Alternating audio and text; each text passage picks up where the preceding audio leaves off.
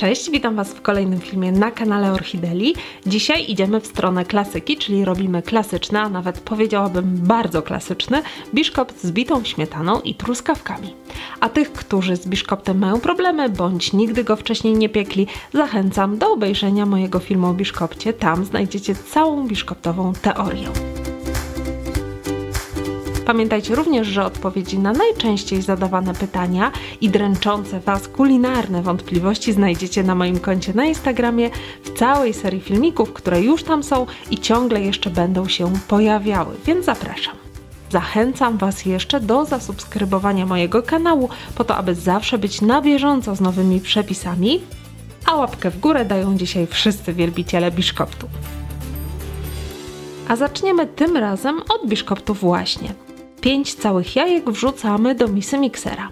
Przypominam, że jajka powinny być wyjęte z lodówki co najmniej godzinę przed rozpoczęciem pieczenia. Następnie dosypujemy 2/3 szklanki, czyli 150 g cukru i całość ubijamy równo 15 minut, dosłownie z zegarkiem w ręku. A gdy piana jest już ubita, mikser odstawiamy na bok i mieszamy 1 szklankę, czyli 150 g mąki pszennej, najlepiej typu 450 i 1 łyżeczkę, czyli 5 g proszku do pieczenia.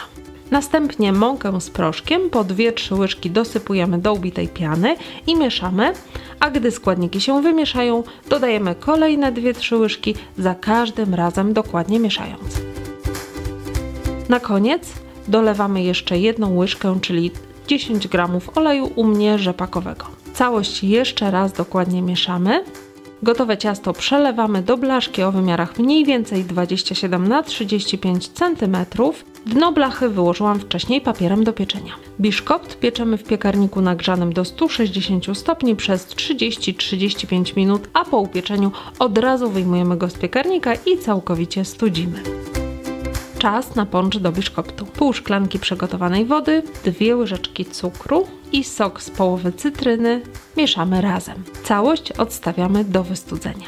I jeszcze przygotujemy sobie galaretkę. 1,5 litra, czyli 6 szklanek gorącej wody wlewamy do dużej miski, po czym dosypujemy 3 galaretki truskawkowe. Całość mieszamy do rozpuszczenia galaretki i odstawiamy, aby galaretka wystygła i stężała. Mniej więcej 1/3 szklanki gorącej wody i 2 łyżeczki, czyli 10 g żelatyny mieszamy razem do chwili, aż żelatyna całkowicie się rozpuści. 3 niepełne szklanki, czyli około 600 ml dobrze schłodzonej śmietanki 30% i 2 łyżki cukru pudru ubijamy razem do momentu, aż śmietanka zacznie się pienić.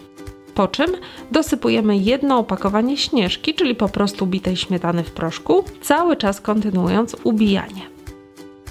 Gdy masa zacznie nam już gęstnieć, dolewamy przestudzoną żelatynę, starając się ją wylać pod, a nie na łopatki miksera. Całość energicznie mieszamy, aby żelatyna ładnie połączyła się ze śmietaną. Następnie śmietankę odstawiamy na bok. Wystudzony biszkopt nasączamy dokładnie przygotowanym wcześniej ponczem, po czym wykładamy ubitą śmietankę, lekko ją wyrównując.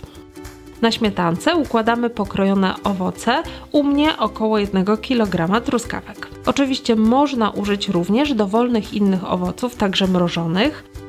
Owoców mrożonych wcześniej nie rozmrażamy. Następnie całość powoli zalewamy tężejącą galaretką. Najlepiej jest to robić w kilku podejściach, za każdym razem chłodząc dobrze kolejną warstwę nałożonej galaretki. Dzięki temu nie spłynie ona na dno ciasta.